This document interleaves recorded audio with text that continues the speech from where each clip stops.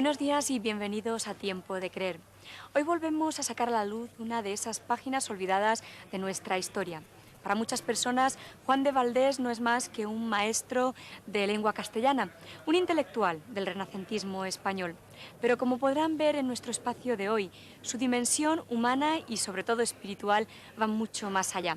Por ejemplo, sus escritos son fundamentales para la reforma protestante en España.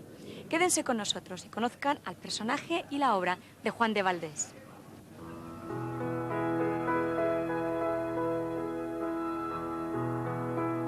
De padres judeocristianos, nació Juan de Valdés en Cuenca, donde su progenitor era el asistente de Carlos V y se conserva su casa. Aunque no sabemos el año exacto, vio la primera luz a finales del siglo XV y allí pasaría su niñez. Durante su primera juventud, le encontramos en el castillo de Escalona, en Toledo, al servicio del marqués de Villena, donde podemos situar su conversión a la fe evangélica y la dedicación al estudio de la Biblia, tras escuchar las predicaciones de Pedro de Alcaraz. Tras el arresto inquisitorial de su maestro, nuestro personaje regresó a su ciudad natal y de 1524 a 1526 dispuso de unos 3 años para entregarse a profundas meditaciones teológicas y a lecturas de la Biblia. Es más que probable que fuese entonces cuando concibiese el plan para su libro Diálogo de Doctrina Cristiana. A continuación, pasó a la Universidad de Alcalá de Henares para estudiar en el colegio trilingüe latín, hebreo y griego, lenguas que le serían de gran utilidad para sus estudios y publicaciones como traductor y comentarista de la Biblia. Entiendo en lo que es en mi conocimiento del asunto que Juan de Valdés es una figura que hay que estudiarla en el contexto general, es de hecho casi tanto un producto más que una causa de lo que está ocurriendo.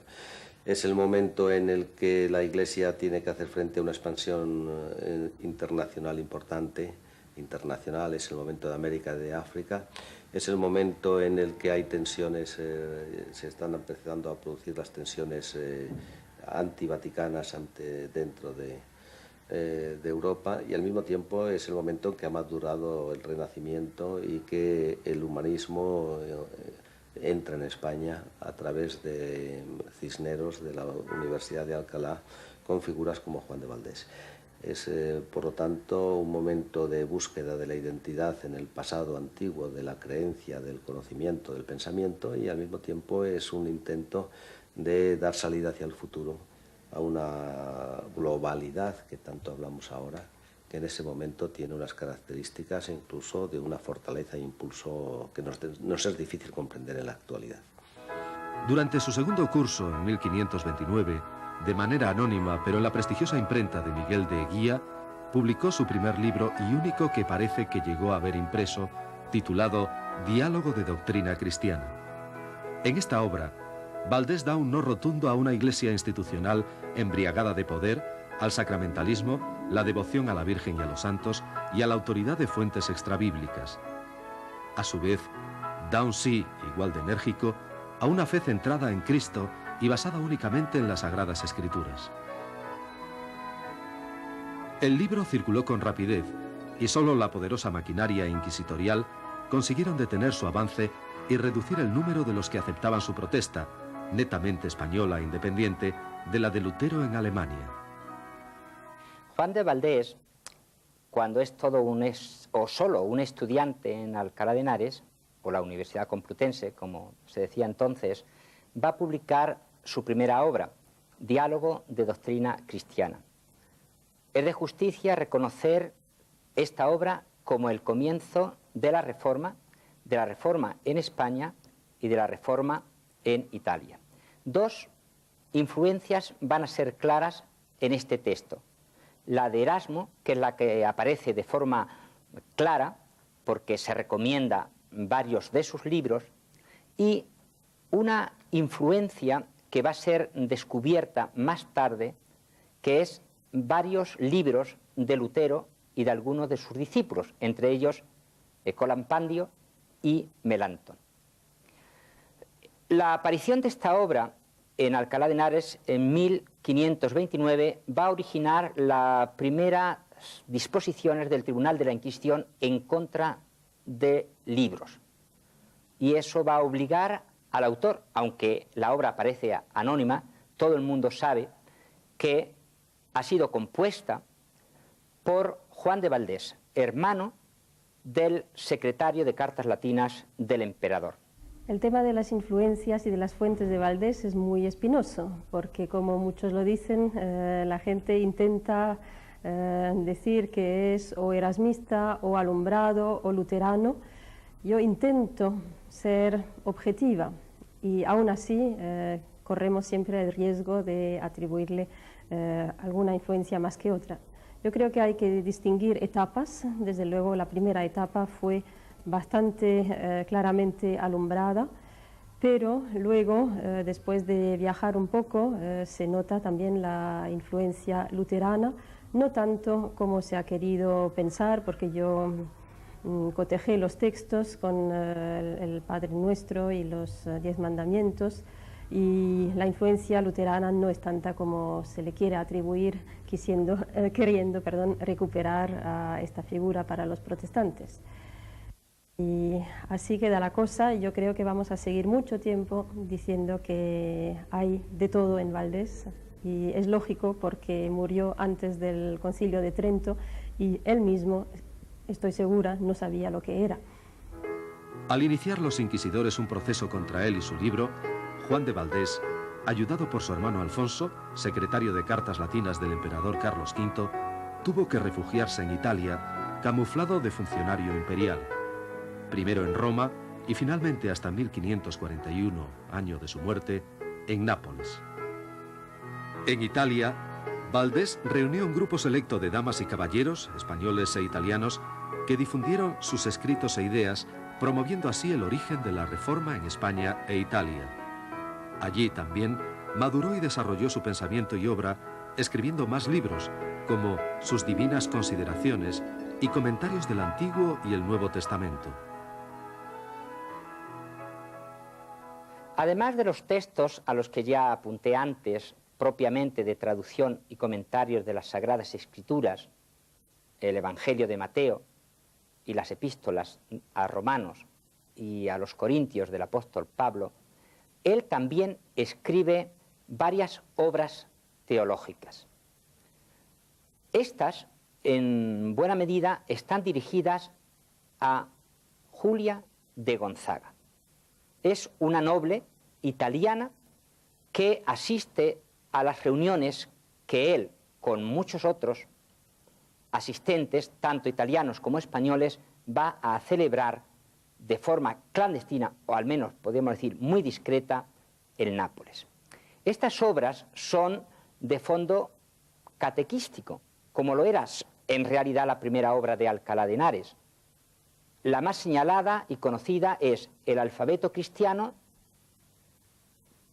que es una guía o instrucción sobre los fundamentos de la vida cristiana tal como se pueden encontrar en las Sagradas Escrituras, y las Divinas Consideraciones, donde en numerosos pequeños temas va abordando cualquier cuestión que pueda interesar tanto en relativo a esta vida o la otra a los miembros de su comunidad, y que después va a ser de interés para el resto de los cristianos evangélicos de habla castellana, en su época y posteriormente. Está en la preocupación de sus escritos bíblicos y también de otros escritos de edificación.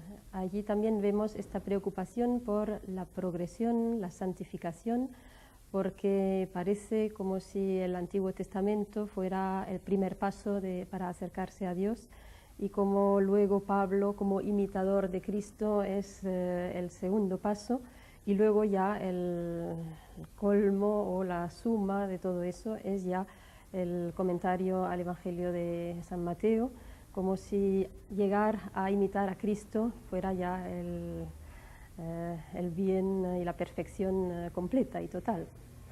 El más superficial análisis de la obra de Valdés apreciará de inmediato que su mayor ocupación y preocupación está relacionada con la traducción y comentario de la Biblia. Sin embargo, es de destacar también Como reconocen la mayoría de los diccionarios, enciclopedias y libros de historia, que Juan de Valdés fue un gran filólogo, que realizó una aportación magistral a la literatura castellana con su libro Diálogo de la Lengua. En Diálogo de la Lengua, él se plantea de una manera enormemente moderna los criterios que deben regir la gramática, que deben regir el léxico, que deben regir la morfología de la lengua castellana. Hace un repaso inteligentísimo de los grandes escritores, por supuesto anteriores a él, y nos da una visión de ellos que coincide plenamente con el de nuestros manualistas actuales, ¿no? Por ejemplo, hace un elogio muy considerable de la Celestina, en cuyo centenario precisamente estamos ahora, en el año 1999, y se refiere a Torres Naharro, a Juan de Mena, a otros autores anteriores a él, pues con gran precisión y con gran interés. Por otro lado, también defiende la norma de Toledo como la norma del bien hablar. En esto se opone a Antonio de Nebrija, descalifica un poco a los andaluces, que es muy curioso, y luego defiende algo que yo creo que está todavía absolutamente vigente, que es la claridad, la sencillez, la capacidad de comunicar que tiene la lengua, que se cuide y que nunca la oscuridad o que el embrollo entre en una cosa tan absolutamente comunicativa como es la lengua, ¿no? El pensamiento de Juan de Valdés fue difundido por sus discípulos de palabra y por escrito en Europa y América. Pronto aparecieron traducciones de sus libros al italiano, al francés, al portugués y al inglés. Después de un largo silencio, del que son responsables lo mismo los católicos como los protestantes, el retorno de Juan de Valdés de su exilio napolitano es un hecho cada vez más conocido y apreciado. De este modo, el Ayuntamiento de Cuenca dedicó una calle a los hermanos Valdés y ha creado el Instituto Juan de Valdés, que publica desde 1992 la revista de estudio y creación literaria Diálogo de la Lengua. Iniciativas similares han tomado también el Ayuntamiento de Alcalá de Henares, el periodista y político Fermín Caballero, biógrafo de los Valdés, el Centro de Estudios de la Reforma y la Diputación Provincial de Cuenca. Nosotros también aquí en este programa de Tiempo de Creer nos hemos querido unir a este proceso de recuperación de la figura de Juan de Valdés, y queremos hacerlo porque nos parece que no se está recuperando todo lo que es la obra de Juan de Valdés. Se está haciendo un trabajo excelente, por supuesto, en su aspecto de filólogo, de maestro de la lengua castellana, y nos unimos también a ello, pero si pudiéramos preguntarle a Juan de Valdés qué es lo que quiere que se recuerde de él, seguro que nos diría que su pasión era la palabra de Dios. Sus libros intentaban compartir lo que él había experimentado acerca del poder de Dios a través de la Biblia.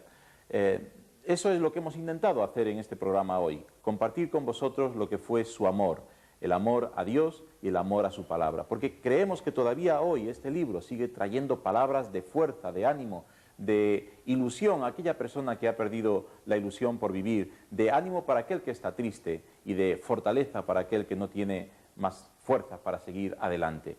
Nuestro deseo en esta mañana es que este programa te anime a acercarte a la Biblia, a la palabra de Dios, y encuentres en él estas palabras de vida eterna que siguen siendo de poder para todo aquel que busca a Dios.